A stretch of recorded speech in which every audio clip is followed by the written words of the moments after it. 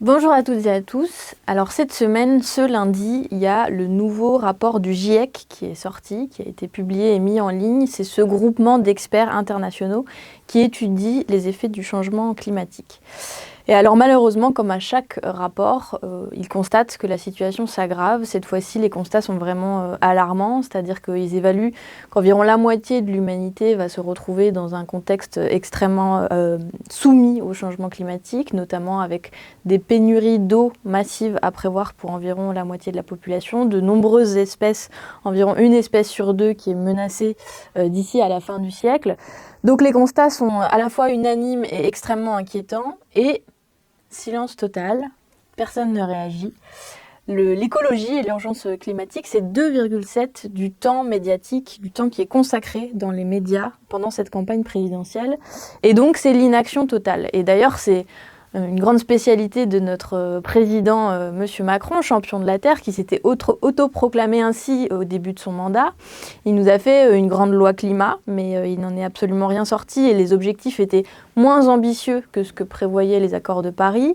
Il a mis à la poubelle les propositions de la Convention citoyenne pour le climat et donc il a été condamné pour son inaction climatique à plusieurs reprises. Ce rapport, il a été commenté notamment par le secrétaire général de l'ONU qui a dit que ça décrivait un atlas des souffrances humaines à venir et des souffrances animales et environnementales de manière plus large. Et nous, ce qu'on souhaite dire aujourd'hui, c'est qu'il y a des responsables de cette crise qui est à venir, qui est déjà en cours, mais qui va s'amplifier. Les premiers responsables, c'est les très très riches, puisque Greenpeace notamment a sorti un rapport la semaine dernière qui montrait la responsabilité des riches du fait de leur train de vie, mais surtout du fait de la façon dont ils investissent leur patrimoine financier. Et en France, on sait qu'il y a 63 milliardaires qui émettent autant de gaz à effet de serre que la moitié de la population totale. Donc il y a des responsabilités et elles sont sur les très très riches, leur mode de vie et la façon dont ils utilisent leur argent, et sur les multinationales que de fait ils possèdent.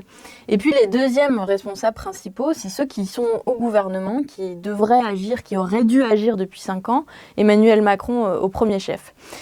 Quand on sait qu'aujourd'hui il y a une élection présidentielle dans 40 jours, on essaie de mettre ce sujet à l'ordre du jour. On a besoin que vous nous aidiez d'ailleurs à relayer et surtout à relayer nos propositions, puisque dans le programme L'Avenir en commun, vous le savez, il y a un principe fondateur, c'est la règle verte. Ça veut dire qu'on va inscrire dans la Constitution le fait de ne pas prendre plus à la planète que ce qu'elle est en capacité de reconstituer. Et ce principe-là, il a des implications massives sur tous les pans de nos existences. Ça veut dire que pour l'agriculture, il va falloir tout relocaliser pour consommer ce qui est produit autour de chez nous. Pour les transports, il va falloir évidemment développer le train et le fret, ça c'est pour les marchandises. Il faut d'urgence isoler les logements qui sont aujourd'hui des passoires thermiques et allier toujours cette question, cet impératif écologique avec celui de la justice sociale pour que ce soit ceux qui sont vraiment responsables qui paient le prix et qui nous aident à faire cette grande bifurcation. Voilà, à très bientôt pour un nouvel édito sur l'insoumission.